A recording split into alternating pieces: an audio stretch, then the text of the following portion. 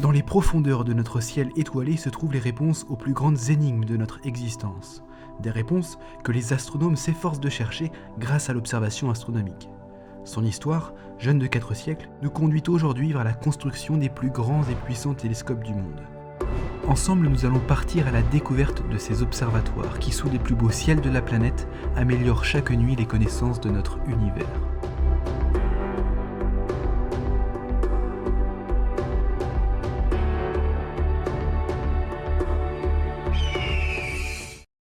Pour cette toute première destination d'itinéraire d'astronome, je propose que nous allions voyager ensemble à plus de 11 000 km de Paris, dans l'hémisphère sud, à la frontière vraiment du désert d'Atacama, là où se trouve, à une altitude de 2400 mètres, l'observatoire astronomique de La Silla. Il s'agit du tout premier observatoire européen construit au Chili, et également du second observatoire le plus productif au monde en termes de résultats scientifiques. Allez, partons sans plus attendre à la découverte de La Silla.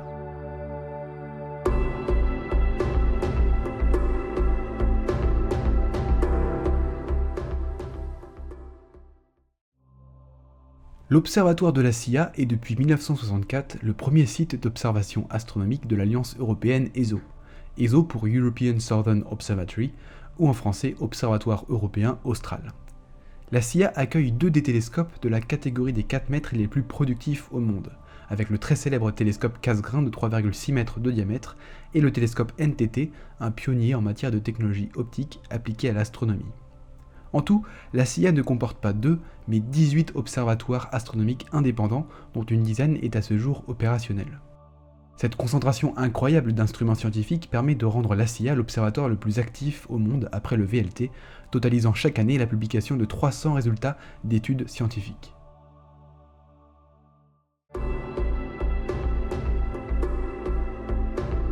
Raconter l'histoire de cet observatoire, c'est raconter l'origine même de l'ESO.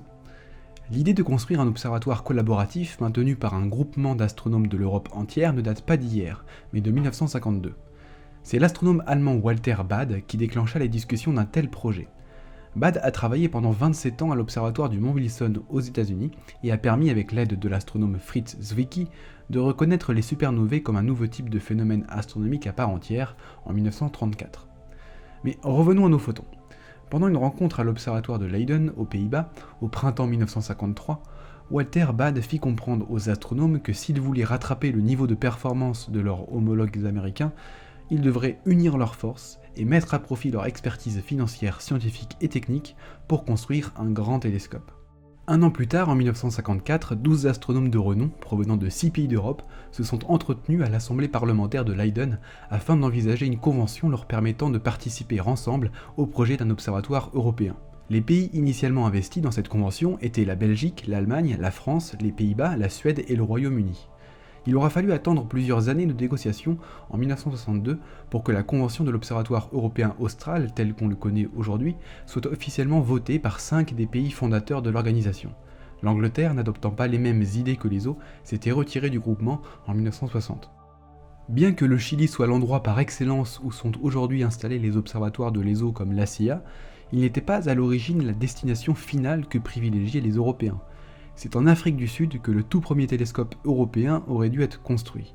A l'époque, ce pays à l'extrémité basse de l'Afrique était le seul site connu à la surface du globe présentant les meilleures conditions favorisant l'observation astronomique. Après analyse des données météorologiques menées sur le terrain, la qualité du ciel ne se révélait pas assez bénéfique pour y construire un observatoire. L'idée de l'Afrique du Sud fut entièrement abandonnée et progressivement remplacée par celle de la Cordillère des Andes, au Chili, qui présentait 50% d'heures claires supplémentaires que l'Afrique du Sud. Les analyses sur le ciel chilien se sont faites en parallèle de celles faites en Afrique, plus particulièrement en 1963, lorsque des astronomes européens de l'ESO et américains de l'AURA se sont conjointement retrouvés pour une visite approfondie des potentiels sites de construction d'observatoires. AURA est une institution américaine qui, à ce moment, possédait déjà quelques montagnes, dont le Cerro Tololo, sur laquelle fut construit l'un des premiers observatoires astronomiques du Chili, le CTIO. AURA a donc proposé à l'ESO des sites lui appartenant et pouvant satisfaire les exigences des astronomes européens en termes de surface disponible et surtout en termes de qualité atmosphérique et météorologique. Cette offre aurait pu aboutir sur un partenariat entre les deux institutions phares de la communauté astronomique mondiale. Finalement, en 1964, l'ESO sélectionna un site tout aussi prometteur de 627 km² au sommet d'une montagne nommée La Silla, qu'il acheta aux autorités chiliennes pour un prix correspondant aujourd'hui à 100 000 $. À peine un an plus tard, les travaux de construction commencèrent, avec en premier lieu la construction d'une route menant aux observatoires. L'ouverture officielle de l'observatoire de La Silla se tint le 25 mars 1969, soit il y a 50 ans cette année.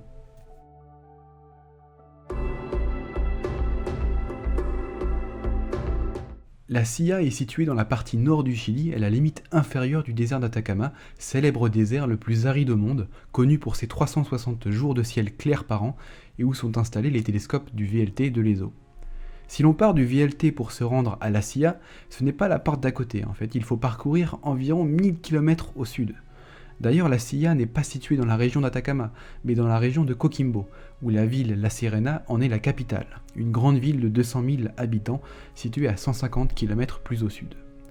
En plus de bénéficier d'une altitude confortable de 2400 mètres, La Silla baigne dans le climat désertique influé par l'Atacama, un temps froid et sec la nuit, avec très peu de précipitations annuelles et de couverture nuageuse. Bref, un endroit qui n'a pas été choisi par hasard par les astronomes.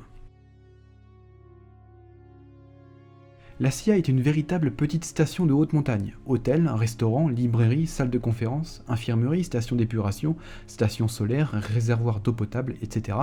Bien sûr, tout ça réservé aux scientifiques. Si vous souhaitez aller visiter l'observatoire de La Silla, sachez que c'est tout à fait possible puisque des visites gratuites publiques sont organisées tous les week-ends de l'année, enfin tous les week-ends presque. Si vous êtes intéressé, je vous mets un lien dans la description de cette vidéo où vous allez pouvoir retrouver les informations pratiques concernant ces visites publiques.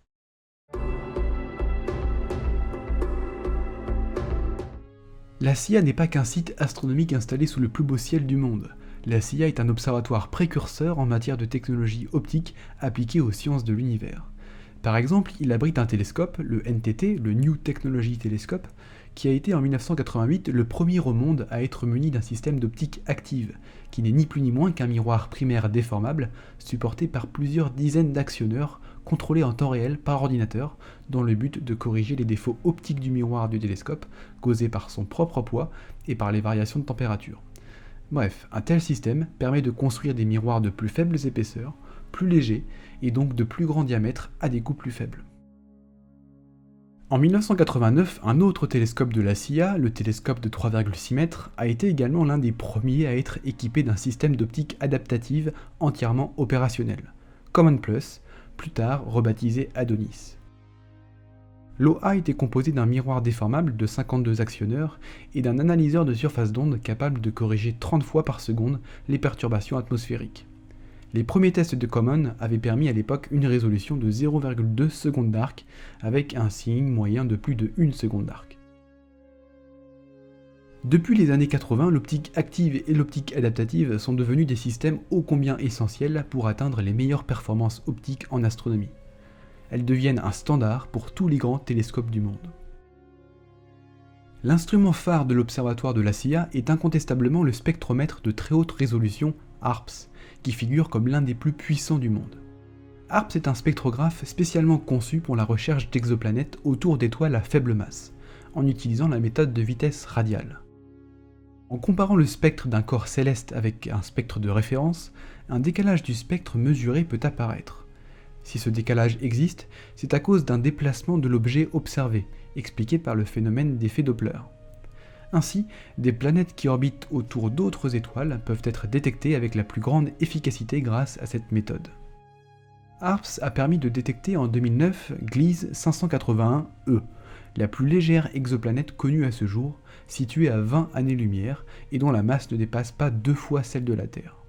Gliese 581e n'est qu'une exoplanète parmi plus de 135 autres découvertes par HARPS depuis 2002. Les télescopes NTT et 3,6 mètres de la Silla sont les deux seuls télescopes étant entièrement sous la direction de l'ESO. Bien évidemment, à la Silla, on trouve bien d'autres télescopes opérés par des institutions européennes membres de l'ESO. Voici la liste des autres télescopes actifs actuellement. Le télescope de 2,2 mètres MPG ESO, le télescope danois de 1,54 mètres, le télescope suisse Leonhard Euler de 1,2 mètres, le Rapid Eye Mount Telescope, le Transiting Planets and Planetesimal Small Telescope, le télescope à action rapide pour les objets transitoires, le télescope Schmidt de 1 mètre de l'ESO, le télescope de 1 mètre de l'ESO, le Multi-Site All-Sky Camera, le Black Gem, le Extra et bien d'autres.